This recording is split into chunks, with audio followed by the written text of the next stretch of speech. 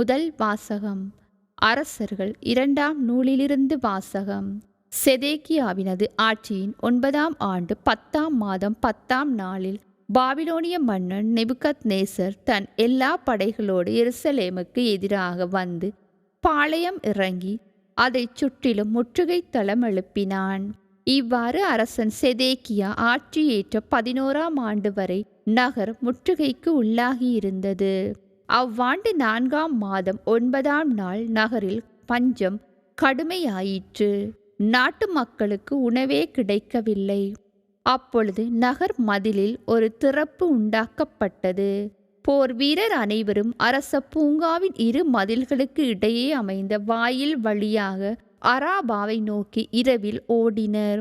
கல்தேயரோ நகரைச் சுற்றி முற்றுகையிட்ட வண்ணம் இருந்தனர். கல்தேய படையினர் அரசனை பின்தொடர்ந்து சென்று எரிகோ சமவெளியில் அவனை பிடித்தனர். அவனது படை முழுவதும் அவனை விட்டு சிதறி ஓடிற்று. அவர்கள் அரசனை பிடித்து இரிபலாவில் இருந்து பாபிலோனிய மன்னனிடம் கொண்டு சென்றார்கள். மன்னன் அவனுக்கு எதிராக தீர்ப்பு வழங்கினான். பாபிலோனிய மன்னன் செதேக்கியாவின் புதல்வர்களை அவனது கண் முன்னே கொன்றான். மேலும் அவனுடைய கண்களை பிடுங்கிய பின் விலங்கிட்டு அவனை பாபிலோனுக்கு இழுத்துச் சென்றான். பாபிலோனிய மன்னன் நெபுகத்நேசர் ஆட்சியேற்ற 19ஆம் ஆண்டு 5ஆம் மாதம் 7ஆம் நாளன்று அவன் பணியாளனும் மெய்க்காப்பாளர் தலைவனுமாகிய நெபுசரதான் எருசலேமிற்குள் நுழைந்தான். அவன் ஆண்டவரின் இல்லத்தையும் அரசனது அரண்மனையையும் எருசலேமில் இருந்த எல்லா வீடுகளையும் தீக்கிரையாக்கினான். பெரிய வீடுகளை எல்லாம் தீயிட்டு பொசுக்கினான்.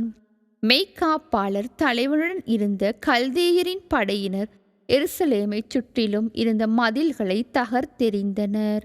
மெய்க்காப்பாளர் தலைவன் நெபுசரதான் நகரில் எஞ்சியிருந்த மக்களையும் பாபிலோனிய மன்னனிடம் சரணடைந்து இருந்தவர்களையும் விடப்பட்டிருந்த கைவினைஞரோடு சேர்த்து நாடு கடத்தினான். மெய்க்காப்பாளர் தலைவன் திராட்சை தோட்டங்களையும் வயல்களையும் கவனிக்கும் பொருட்டு நாட்டின் ஏழைகள் சிலரை அங்கேயே விட்டு வைத்தான். இது ஆண்டவர் வழங்கும் அருள்வாக்கு. புனித மத்தேயு எழுதிய நற்செய்தியிலிருந்து வாசகம். அதிகாரம் 8, இறைவசனங்கள் 1 தொடக்கம் 4 முடிய. அக்காலத்தில் இயேசு மலையிலிருந்து இறங்கிய பின் பெருந்திரளான மக்கள் அவரை பின்தொடர்ந்தார்கள். அப்பொழுது தொழுநோயாளர் ஒருவர் வந்து அவரை பணிந்து, ஐயா, நீர் விரும்பினால் எனது நோயை நீக்க உம்மால் முடியும் என்றார். இயேசு தமது கையை நீட்டி அவரை தொட்டு, நான் விரும்புகிறேன், உமது நோய் நீங்குக என்று சொன்னார். உடனே அவரது தொழுநோய் நீங்கியது. இயேசு அவரிடம், இதை எவருக்கும் சொல்ல வேண்டாம், கவனமாயிரும். ஆனால் நீர் போய் உம்மை குருவிடம் காட்டி மோசே கட்டளையிட்டுள்ள காணிக்கையை செலுத்தும். நீர் நலமடைந்துள்ளீர் என்பதற்கு இது சான்றாகும் என்றார். இது கிறிஸ்து வழங்கும் நற்செய்தி. இறையேசுவில் பிரியமுள்ள சகோதர சகோதரிகளே, இன்று பொது காலத்தின் 12ஆம் வாரம் வெள்ளிக்கிழமை. இன்றைய நாளிலே நாம் எப்படி வாழ்கின்றோம், எதற்காக வாழ்கின்றோம் என்ற தெளிவு நம்மிடம் இருக்கின்றதா என்ற ஒரு கேள்வி நம்மில் நாம் எழுப்ப வேண்டும். ஏனென்றால் இன்று நாம் பிறர் வாழ அவர்களுக்கு உதவியாக இருக்கின்றோமா? பிறர் நன்றாக வாழ்ந்துவிட்டால் அவருடைய அந்த வாழ்க்கையிலே நாம் உறுதுணையாக இருக்கின்றோமா என்றால் இல்லை. ஏனென்றால் இன்று பொறாமை என்று சொல்லக்கூடிய அந்த பாவ செயல் நம்மில் அதிகமாக இருக்கின்றது. பொறாமை, எதிலும் பொறாமை, எங்கும் பொறாமை. ஒருவன் வாழ்ந்தாலும் பொறாமை, அவன் வளர்ந்தாலும் பொறாமை.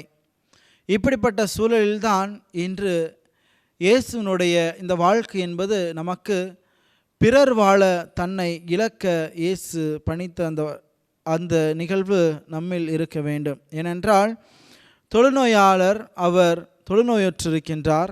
அவர் இயேசுவிடம் சென்று ஆண்டவரே, நீர் விரும்பினால் நான் நலமடைவேன் என்று சொல்லுகின்ற போது அப்போது இயேசு சொல்லுகின்றார், நான் விரும்புகின்றேன் நலமாகு என்று.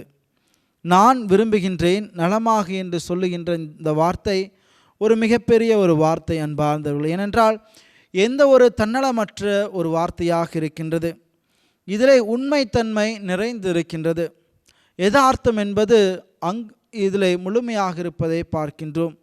இன்று மனிதனுடைய வாழ்க்கையை நாம் பார்க்கின்ற போது இந்த யதார்த்த நிலை என்பது குறைந்து கொண்டே போகின்றது. மனதில் ஒன்று வைத்துக்கொண்டு புறமே ஒன்று பேசிக்கொண்டிருக்கின்றோம்.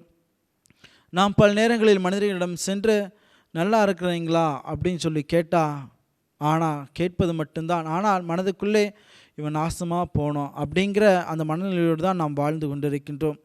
எனவே பிறன் வளர்ந்து விடக்கூடாது, அவன் வளர்ச்சியடையக்கூடாது என்று மனநிலையில் நாம் வாழ்ந்து கொண்டிருக்கிறோம். ஆனால் இறைவன் பிறருடைய நலனில் அவர் விருப்பம் கொண்டவராக இருக்கின்றார். அனைவரும் வாழ வேண்டும், அனைவரும் வாழ்வு பெற வேண்டும் என்ற மனநிலையில்தான் இயேசு வாழ்ந்தார். எனவே அவருடைய அந்த மனித பிறப்பு என்பது நம் அனைவரும் வாழ்வு பெற, நாம் மீட்பு பெற என்பதே ஆகும். எனவே அதில் முழுமையை கண்டவராக, அதில் முழுமையை வைத்து சென்றிருக்கின்றார் நம் ஆண்டவர் இயேசு. இன்று நாம் வாழ்கின்ற இந்த வாழ்க்கையில் பிறருடைய நலனில் நாம் அக்கறை கொண்டிருக்கின்றோமா? பிறர் வாழ வேண்டும் என்று நாம் விரும்புகின்றோமா? அல்லது பிறர் எக்கேடு கெட்டு போனால் எனக்கென்ன என்ற மனநிலையோடு வாழ்ந்து கொண்டிருக்கின்றோமா என்று சிந்தித்து பார்ப்போம். ஏனென்றால் இன்று குடும்பங்களில் அண்ணன் தம்பி கூட இத்தகைய மனநிலையற்று வாழ்ந்து கொண்டிருக்கின்றார்கள். நான் தான் அனைத்தையும் படைக்க வேண்டும், நான் தான் அனைத்தும் கொண்டு வாழ வேண்டும், எனக்குத்தான் இந்த வீடு என்று மனநிலையில் வாழ்ந்து கொண்டிருக்கின்றார்கள்.